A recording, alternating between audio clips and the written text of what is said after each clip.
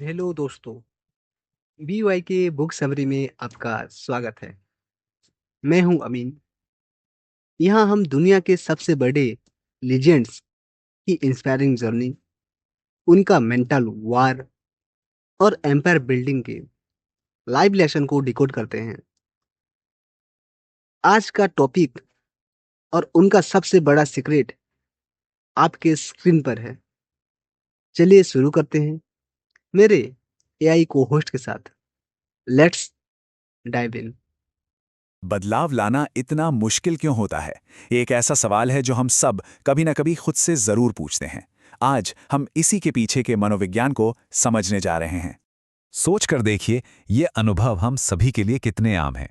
चाहे वो हमारी निजी जिंदगी हो या काम की जगह, हम अक्सर बड़े जोश के साथ कुछ शुरू तो करते हैं, लेकिन उसे लंबे समय तक निभा नहीं पाते। पर अच्छी खबर यह है कि ये हमारी कोई व्यक्तिगत नाकामी नहीं है। असल में ये हमारे दिमाग की बनावट से जुड़ा है। और एक बार जब हम इस डिजाइन को समझ लेते हैं तो हम बदलाव लाने की इस कला में माहिर हो सकते हैं। तो चलिए, इसे समझने के लिए एक बहुत ही आसान लेकिन कमाल की मिसाल का इस्तेमाल करते हैं, जिसे मनोवैज्ञानिक जोनाथन हाइट ने दिया था। कल्पना कीजिए कि हमारे अंदर दो मन हैं। एक है सवार, जो हमारा तार्किक और सोचने समझने वाला दिमाग है, और दूसरा है एक विशाल हाथी, जो हमारी भावनाएं हैं। अब देखिए, सवार बहुत समझदार है। वो योजना बना सकता है, भविष्य के बारे में सोच सकता है। लेकिन हाथी, वो तो 6 टन का एक विशाल जानवर है जो अपनी ही धुन में चलता है। तो सोचिए, जब भी तर्क और भावना के बीच टकराव होता है तो कौन जीतता है? जी हां, लगभग हमेशा वो शक्तिशाली हाथी ही जीतता है। तो इसका मतलब ये हुआ कि सिर्फ सवार को निर्देश देना काफी नहीं है, हमें हाथी को भी प्रेरित करना होगा। लेकिन यहां एक तीसरा और शायद सबसे जरूरी हिस्सा भी है। वो है रास्ता, यानी वो माहौल जिसमें सवार और हाथी चल रहे हैं। क्योंकि अगर रास्ता ही मुश्किलों से भरा हो तो दोनों ही हार मान लेंगे। आज के इस चर्चा में हम इन तीनों हिस्सों को एक एक करके समझेंगे और देखेंगे कि इनसे एक प्रैक्टिकल टूल किट कैसे बनाया जा सकता है। तो चलिए शुरू करते हैं। चलिए सबसे पहले हिस्से से शुरू करते हैं, सवार को दिशा देना। देखिए, सवार की सबसे बड़ी कमजोरी है एनालिसिस पैरालिसिस, मतलब हर चीज के बारे में इतना ज्यादा सोचना कि आखिर में कोई कदम ही ना उठा पाना। वो हर समस्या और हर जोखिम का विश्लेषण करता रहता है और बस सोचता ही रह जाता है। तो इसका हल क्या है? हल है अपना नजरिया बदलना। समस्याओं पर ध्यान देने के बजाय उन छोटी छोटी सफलताओं को खोजना जो पहले से ही काम कर रही हैं।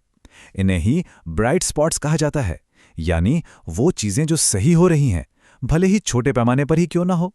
इसका एक बहुत ही जबरदस्त उदाहरण हमें वियतनाम से मिलता है।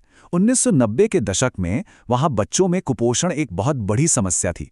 एक शोधकर्ता जेरी स्टर्निन को इस समस्या का हल खोजने के लिए भेजा गया था। अब देखिए, पारंपरिक तरीका तो यही होता कि समस्याओं का विश्लेषण किया जाता, लेकिन स्टर्निन ने एक बिल्कुल अलग सवाल पूछा। उन्होंने ये नहीं पूछा कि इतने सारे बच्चे बीमार क्यों हैं, बल्कि ये पूछा कि इस गरीबी के बावजूद कुछ बच्चे स्वस्थ कैसे हैं।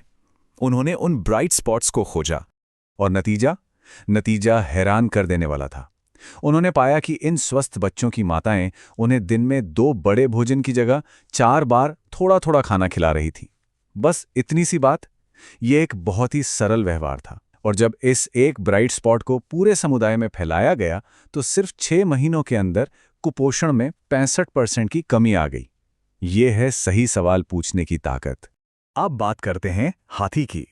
याद रखिए, हाथी को तर्क या डेटा की भाषा समझ नहीं आती, वो समझता है भावनाओं की भाषा। उसे आंकड़े दिखाकर आगे नहीं बढ़ाया जा सकता, उसे कुछ महसूस कराना होगा।